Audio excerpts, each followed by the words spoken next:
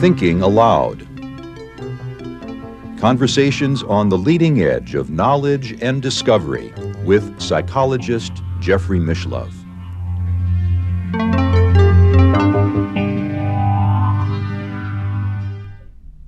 Hello and welcome. I'm Jeffrey Mishlove. Today we are going to celebrate the life of Dr. Elisabeth Targ, a pioneer researcher in the field of psychic healing, and also the daughter of my guest, Russell Targ. Russell is a laser physicist and a pioneer parapsychologist. He is the co-founder of the remote viewing research program at SRI International. He is also the author of many books, including most recently, The Reality of ESP, a physicist's proof of psychic abilities. His other titles include The End of Suffering, The Heart of the Mind, Limitless Mind, Mind Reach, Mind at Large, The Mind Race. Welcome, Russell. Thank you. I'm happy to be here. It's always embarrassing to hear you say all these books with mind in their title and say the author's a physicist. And you wonder, how did that happen?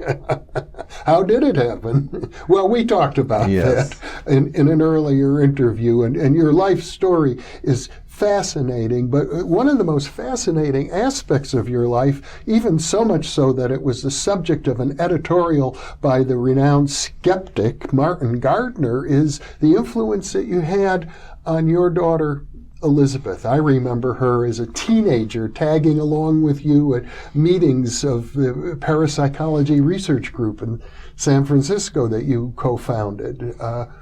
And we watched her grow up and become a psychiatrist and a successful, perhaps the most successful researcher in the field of psychic healing before she tragically died.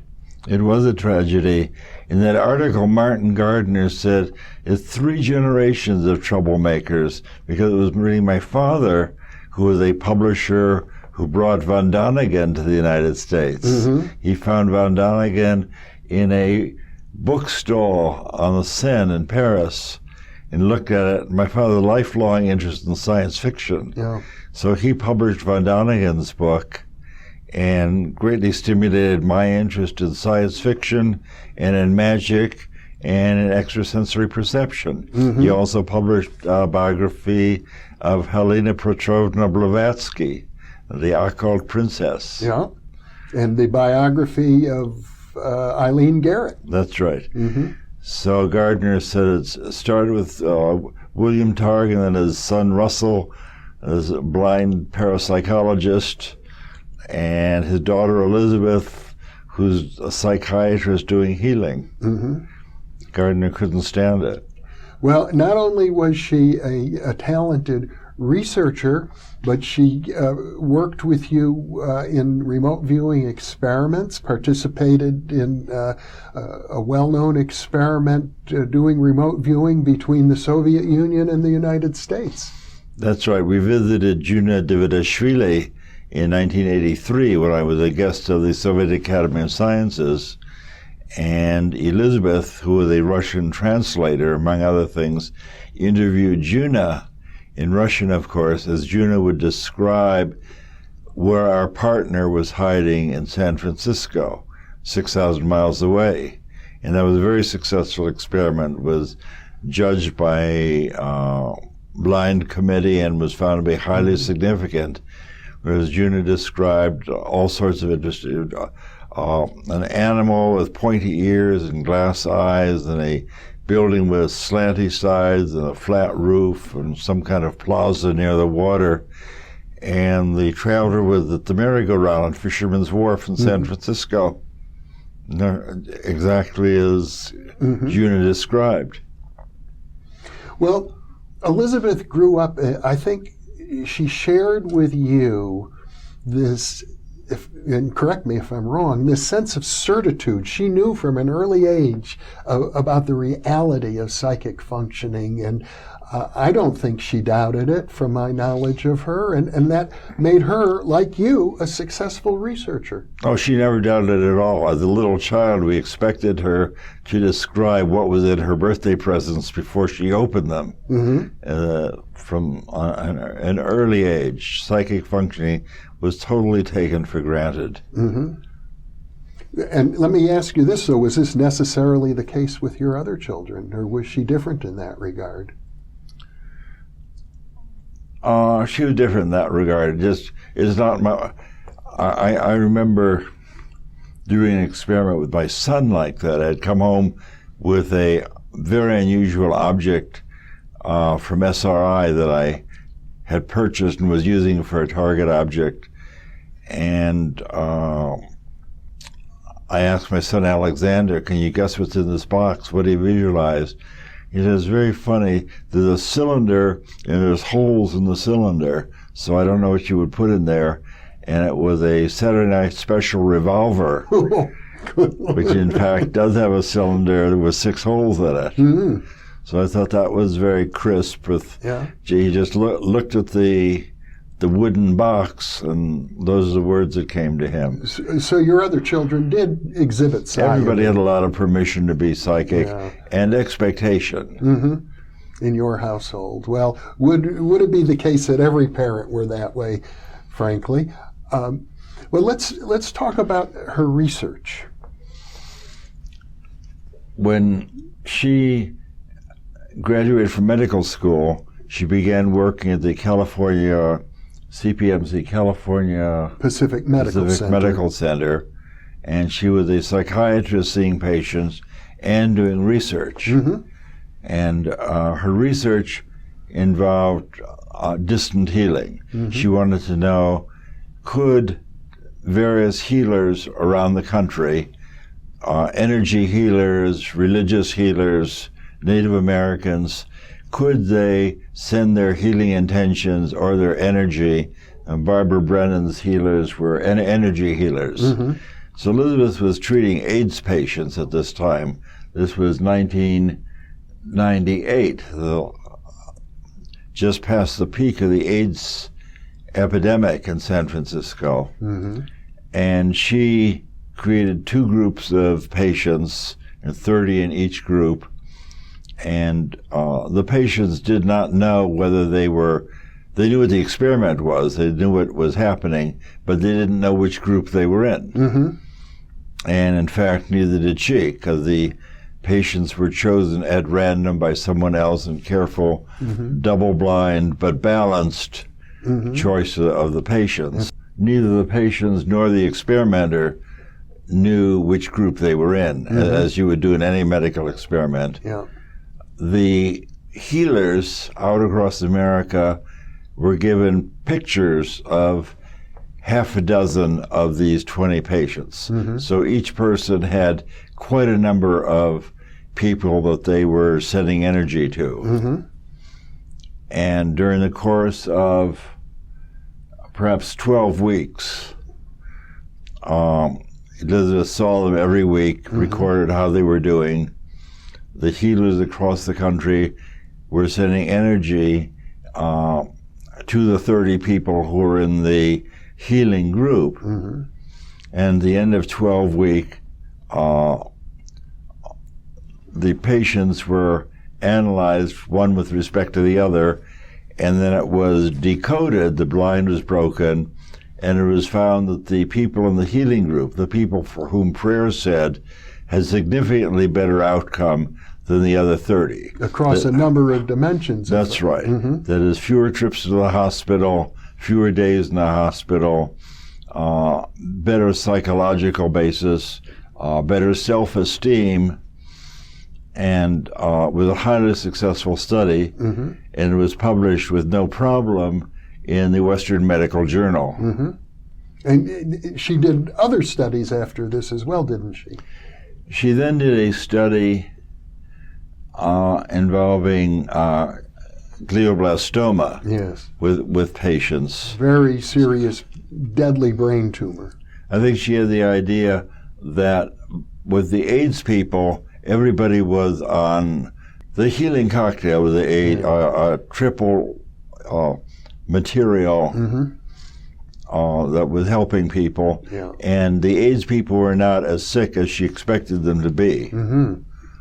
Because already medicine had made a lot of progress. It sounds unkind to say they weren't sick enough, but it was easy for the discernment of the statistics to show that the group receiving the spiritual energy did much better than the controls. In the glioblastoma, the people were much sicker, and a couple of months into the study, for unknown reasons, Elisabeth became infected with glioblastoma and died within a few months after that. There was at that time no treatment for glioblastoma. Ted Kennedy had glioblastoma, and for sure is now a palliative treatment that allows you to live a year and a half, but there was no such thing for Elisabeth. No, she was only in her 40s. No, she was 40 years old. She did not reach 41. I see. It was a very tragic death, and very ironic that she would contract glioblastoma, which is, I don't think, known to be contagious. No, of course not. At the very time she was researching it. Here is Elisabeth doing state-of-the-art work in psychic healing, getting it published in mainstream medical journals. And not many of those. Yeah.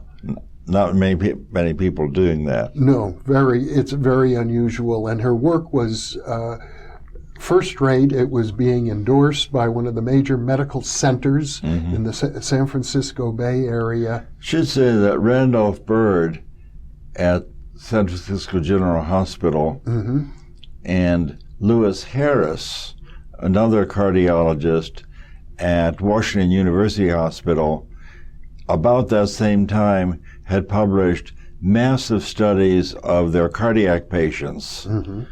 Lewis Thomas had 600 patients, and Randolph Bird had 300 patients.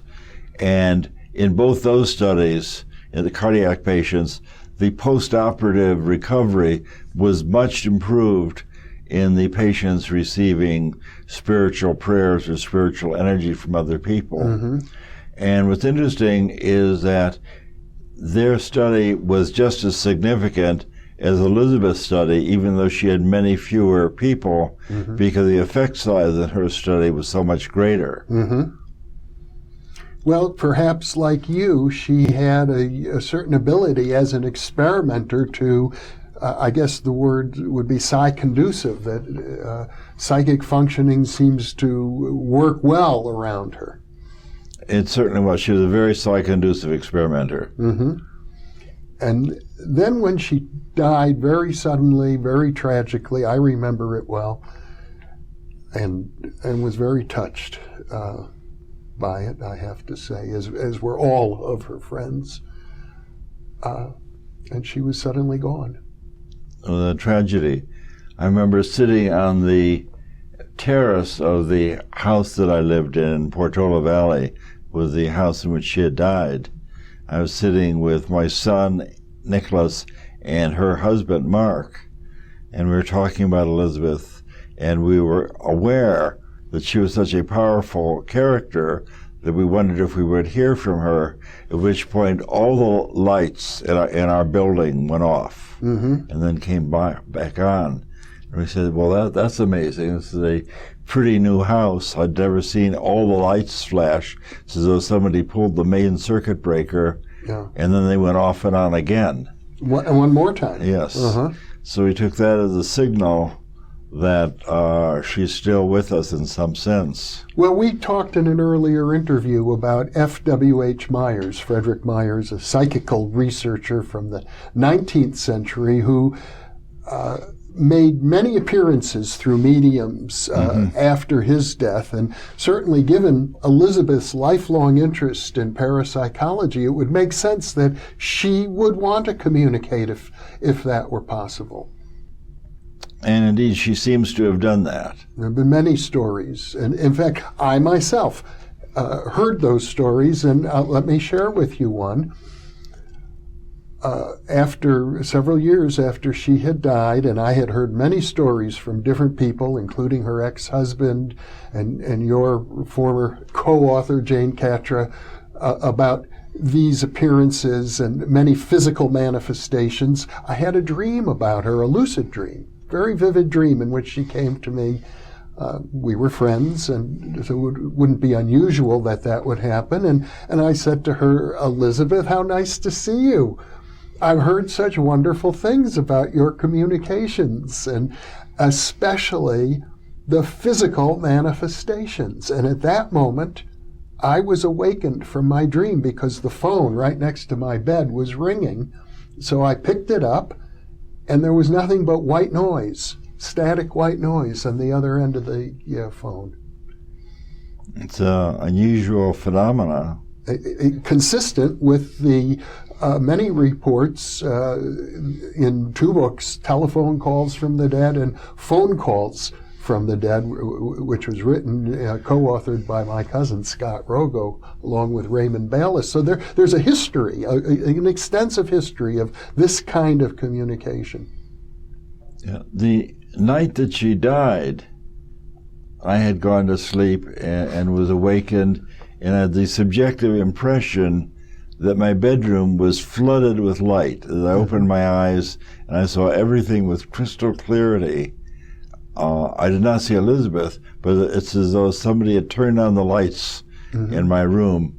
And of course that had not happened, but it was a subjective experience. But 4 years prior to Elisabeth's dying, her mother, Joan Targ, had died. Yes. And I was again in my bedroom going to sleep, and the phone rang, and I picked up the telephone at this time, and again there was just static on the phone. So you had an experience similar to mine. Yes.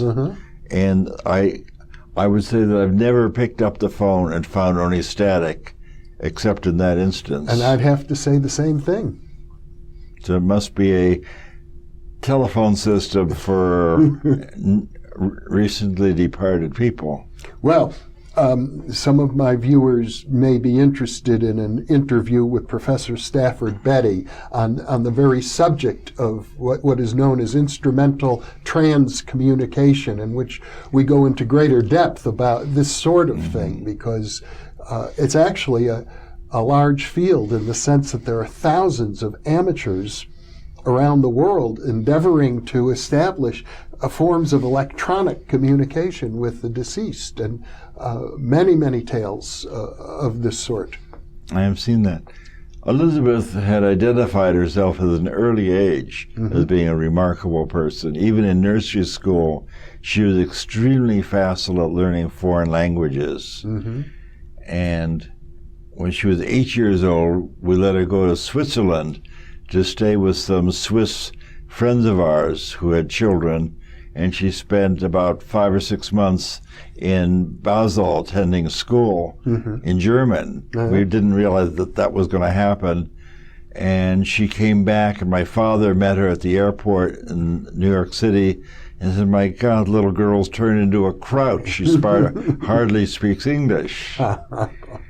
And a few years later, perhaps 4 years later, she was in Palo Alto High School, having skipped a couple of grades. High school students were given a chance to shadow Stanford professors to see what they might like to do as adults. And Elisabeth chose Carl Pribram, who was known to me as a pioneering psychiatrist interested in the holographic brain. Yes, in fact, some of our viewers, if they dig around a little bit, will come across my interview with Pribram. And Elisabeth was quite tall, well-spoken, and Pribram mistook her for a college student. She was 12 at the time. 12. Yeah. And he said, "Can you read German?" He needed someone to translate, and she spoke fluent German at that time, She wasn't reading technical papers, but she spoke fluent German from her time in Basel, and she wound up spending several weeks, if not months, translating German technical papers for Pribram, and I think that he never caught on to the fact that she was a 12-year-old. She was able to successfully pass for a Stanford student, and indeed 3 years later, she took an intensive course in Russian when she was 15. She graduated high school when she was 15, and we sent her for a 12-week summer school to University of California, Santa Cruz, to study Russian, which she was interested in. Yeah. Midway through that class, that we met with her and her teacher. The teacher said, "Do you folks speak Russian at home?" We said, not at all. He said, because she's speaking Russian in a kind of very proficient colloquial way. There's not really college Russian, but it's the way elderly Russians would communicate with. She had a vocabulary different than what's taught in the university. And at the end of 12 weeks, she's ready to go to Russia, which she did a couple of years later. Extremely precocious. Yes. Yeah. Well, I can tell you something about Elisabeth very relevant that you probably don't know, if you don't mind. All right. And to do so, I need to share with our viewers the fact that you, within the last week to 10 days, went through a life-changing experience. You nearly died. That's right. You were in the hospital. You now have a pacemaker. I do indeed. Your life was saved by medical intervention. Yes. You had to call the emergency room. You were taken in an ambulance, and they thought if they tried to take you to your normal hospital, Kaiser Hospital, you might die before you got there. That's what they told me. Yeah. So they I said, I don't belong to Stanford, I belong to Kaiser, and said, you're not going to live that long. Yeah. And they managed to get you to Stanford University Hospital, and you went through an emergency procedure. Yeah, it was very impressive. Of course, I was somewhat anesthetized, but my impression was that the ambulance drove into the emergency room, and they sort of took me from the gurney right into surgery. They had called in advance, so yes. They were expecting you. And this is a major trauma for anybody to go through. And now here you are, healthy and vibrant and with me, and I'm delighted. About a week before that happened, you received a phone call from your former writing partner and friend, Jane Catra, who had had a dream, and she was concerned about your health. And she warned you about that. What Jane didn't tell you, but she told me subsequently, Russell, is that she felt Elisabeth had contacted her and told her to reach out to you. She didn't want to tell you that. That's very interesting. Yeah. It's as if Elisabeth is still watching out for you. Yeah, Jane certainly had sent me an email that said she's concerned about my health. Am I all right? And I sent her back a short note saying, I'm doing fine, thanks for your note. Yeah. And 3 days later, I was on a gurney. Well, Jane felt that if she had mentioned Elisabeth at that instance, it wouldn't have been the right time. No, that would not have been helpful. Yeah. Shortly after Elisabeth died, I got a call from her husband, Mark Cummings, said, I've got a strange letter. I had a strange phone call, said he, from a nurse in Seattle who was in Elisabeth's distant healing program. And the nurse told Mark that she had a very clear dream from Elisabeth. This is perhaps 2 weeks after Elisabeth's dream. And after Elisabeth died. Yeah. The nurse told Mark that I have a call from Elisabeth and she has a message for you. And Mark said, well, what's the message? And she said, I don't know because it's in Russian. And Mark said, do you speak Russian? And she said, no, I don't speak Russian at all. But Elisabeth was so insistent that she gave me the message in small little groups, one syllable at a time. Mm-hmm. And I'll send you a letter. And that did occur. Uh-huh. But the nurse insisted that she spoke no language besides English, certainly not Russian, and she couldn't understand the Russian. So Elisabeth broke it up into syllable-sized pieces. Yeah. And then Mark called me when he got the letter and said, "Can you make any sense out of that?" Because I do speak a little Russian, not much. So I looked at this letter, and it was like code groups. You have 4 little code groups, 4 little syllables, and then 4 more syllables, one underneath each other. And the top group said in Russian, "La vizhu you," I see you. And the bottom group said something like, "I adore you." And I was able to translate that. But this was translated by this non-Russian speaking woman, and the letter was sent to Mark. Well, and it was the kind of thing that Elisabeth would do. She could have said, "Call my husband and tell him I love him." That would be that's what an ordinary typical person, mediumistic communication, and nobody would believe it. Yeah. But it would take a really very dedicated, focused person to parse this Russian into something that her friend would take the trouble to write down and then send out. To communicate through a medium, that's quite extraordinary. Because it'd be very hard to say that's super psi, because there would be skeptics or parapsychologists who don't accept survival say that it's just some kind of super telepathy or super clairvoyance. Which is impressive in and of itself. But there's sort of no handle here to make the non-Russian speaking woman parse 2 Russian sentences into English. So I find that particularly convincing kind of event. I know that there are probably dozens of other stories like this that are centered around communications from Elisabeth, and I hope someday to pull them together and do an interview or a program just on that. But one of the things that comes through that people have told me is that not only are these communications evidential, but as you experience that sense of light, that oftentimes when Elisabeth now manifests from the other side, people feel an overpowering sense of love. They certainly do. Jane had another experience. If I have time to tell you we'll a little. Take the time. Jane was applying to be a professor at Duke University. Jane has a PhD in we're talking about Jane Catra, who's a PhD health educator. And the co-author with you of The Heart of the Mind.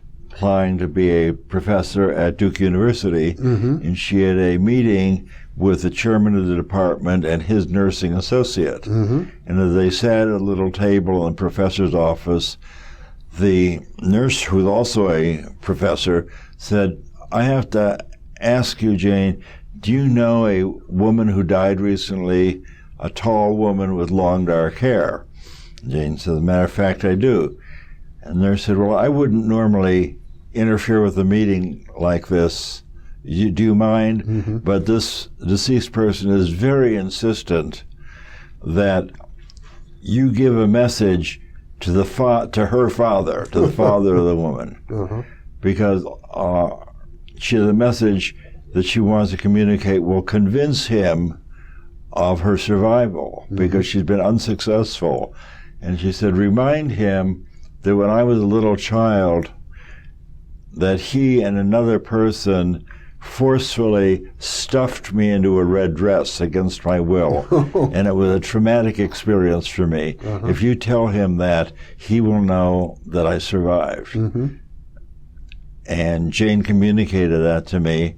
And indeed, no other living person knows that I was involved in such a stupid activity. My mother, who's a very society-driven person in New York, had sent a beautiful handmade dress to us for Elizabeth. Elizabeth was 2 years old, and my mother was making her first trip to California to visit us, and she thought it would be nice to dress up Elizabeth to meet her at the airport. Mm-hmm. This is my mother was a publicist, so this was her idea of a little tableau to create. Mm-hmm.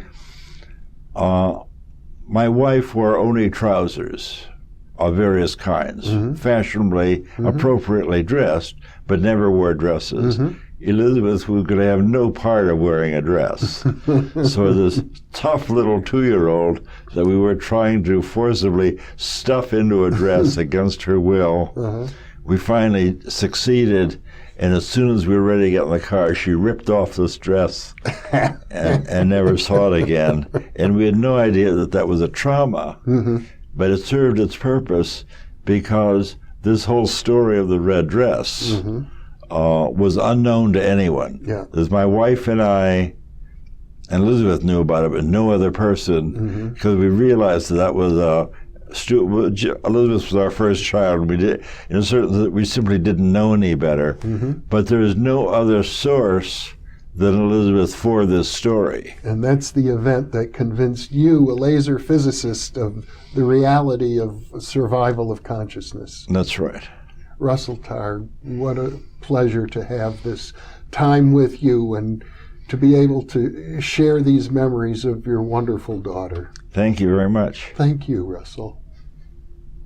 And thank you for being with us.